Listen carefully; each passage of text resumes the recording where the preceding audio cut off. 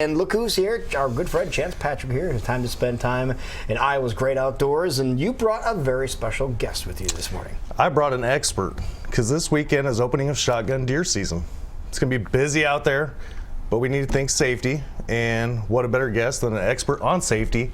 Rod Slings, he's actually got a book out that's about safety. He's going to tell us a little bit about that and what we should prepare for this weekend. All right, Rod, first tell us a little bit about your book, Blood on the Leaves. Well, it's 30 stories of true hunting incident investigations that myself and my two business partners have done. I've got a partner in New York and one in Georgia, and they retired as I did. I was spent 35 years with the Iowa Department of Natural Resources, and so I was a law enforcement supervisor, and my unit was the safety officer unit. Okay, I was going to ask, why are you like the expert when it comes to safety and hunting? So we were charged with investigating those hunting-related shootings that we had. So over the years, I just had a passion for the facts, figuring out how and why did this happen and how can we use the information gathered to prevent it.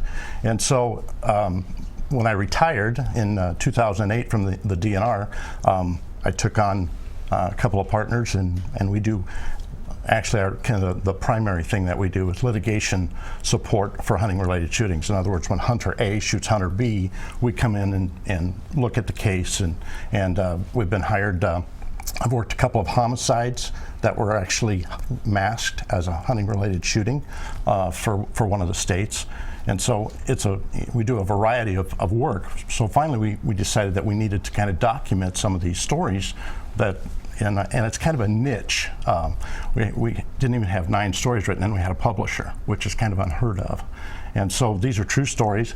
We've actually got more women buying the book right now than we do men. Why do you think that is? Well, it is CSI in the woods, and I think they're fascinated by the mystery of what the stories are about, and then once they read it, they can actually talk the talk.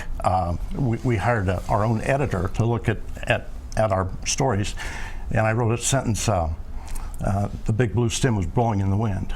Well, she has no idea of the outdoors. She said, what does that mean? I said, well, it means this big tall grass was blowing in the wind. And she said, why didn't you tell me that? So we've got a variety of stories in there, lots of different species, but at the end of every story is lessons learned. And so we've got states buying it for their hunter education instructors right now. So that's a resource book. So what's the biggest thing you see in terms of safety when it does come to hunting? Well, when we look at this coming weekend, shooting at running deer is number one. And we don't have that many hunting related shootings, but when we do, they're big news. Whether you're a vice president or a person that's... Yeah, we just talked about that this week. Yeah. Well, that's something we don't want coming up anytime soon, and I don't ever want to hear about hunting accidents. They're horrible. If we can prevent them, let's prevent them. Right now is not a time to have one. It's going to hurt our sport. So what can we learn? What can we do to make sure that these accidents don't happen? Just remember who you're hunting with. You're hunting with your family and your friends, those people that mean so much to you. And it's more of a social get-together than at this time of year than it is a hunt. These are traditions. This is our heritage. And so one of the things that you need to do is plan your hunt and hunt your plan. And that means everybody gathers together and talk about who's going to be where and when you're going to be where and what kind of shots you're going to make. Because you have, in Iowa, it's a little bit different than a lot of places because we have these islands of timber that are on our landscape. And so when those deer are pushed out, you want to make sure that you've got a safe backstop and that you're not so fixated that you don't see that blaze orange. Yeah, now you were with the DNR for 35 years. And is there one message you want to get out to people that are planning on going out hunting this weekend that you want to say, hey, don't forget blank? What should they not forget? Shooting at running deer. That's the one. That's the one.